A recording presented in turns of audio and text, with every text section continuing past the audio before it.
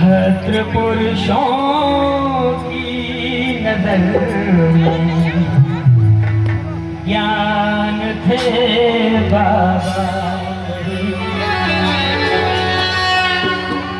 भद्र पुरुषों की नजर में ज्ञान थे बाबा मेरे।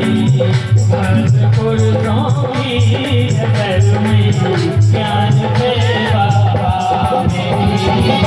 संत ऋषियों की समझ में ध्यान थे बाबा मेरे। भद्र पुरुषों की नजर में ज्ञान थे बाबा मेरे। भद्र पुरुषों की नजर में ज्ञान थे बाबा मेरे।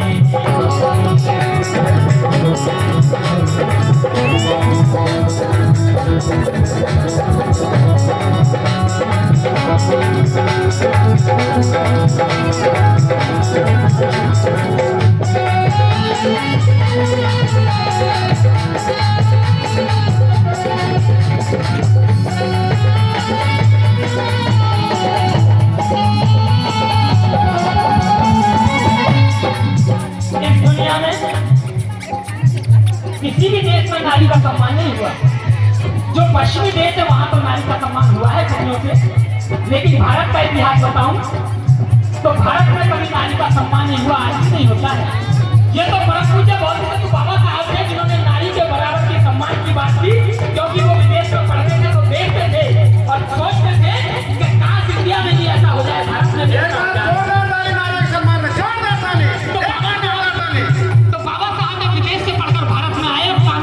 बने और संविधान लिखने की बारी आई तो सबसे पहले महिलाओं को बराबर का अधिकार दिया। तो कहा है नारी को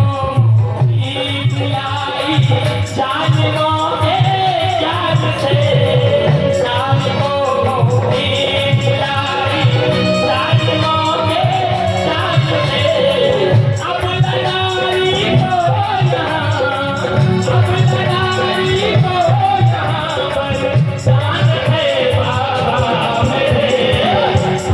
पुरुषों की नजर में ज्ञान थे बाबा मेरे। संत ऋषियों की समझ में ज्ञान थे बाबा मेरे। संत पुरुषों की नजर में ज्ञान थे बाबा मेरे।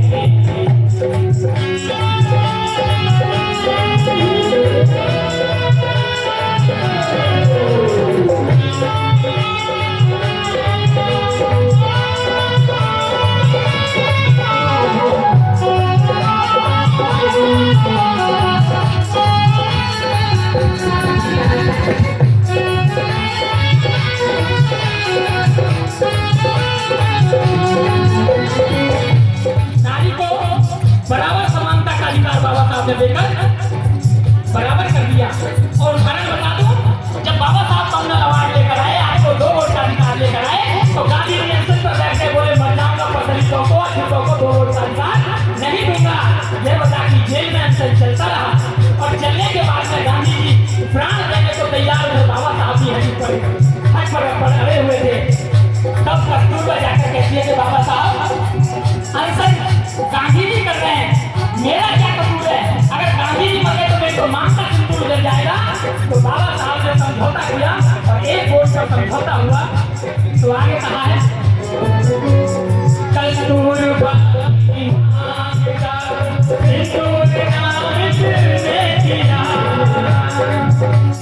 कस्तूरबा की मांग का सिंदूर नाम किसने दिया?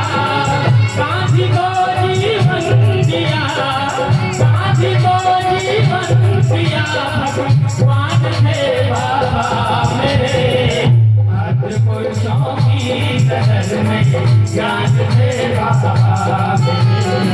संत ऋषियों की समझ में ज्ञान थे बाबा मेरे।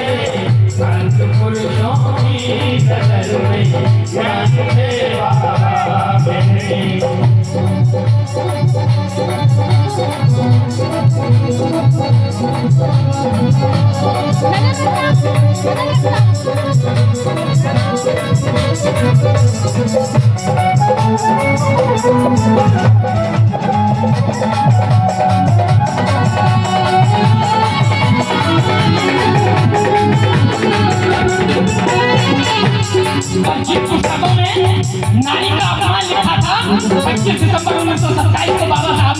लगी तो कहा है आसमान ताकि पुस्तकें कभी हवाले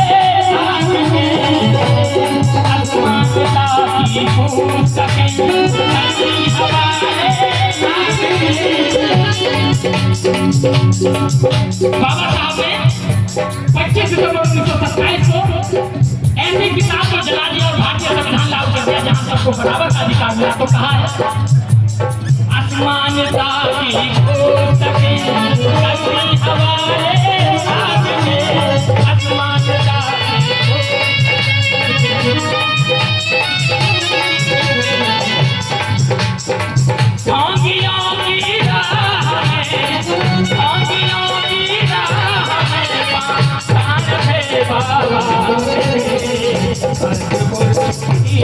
ज्ञान से बाबा संस्कृतियों की समझ में ज्ञान से बाबा मेरे सत्पुरुषों की शरण में ज्ञान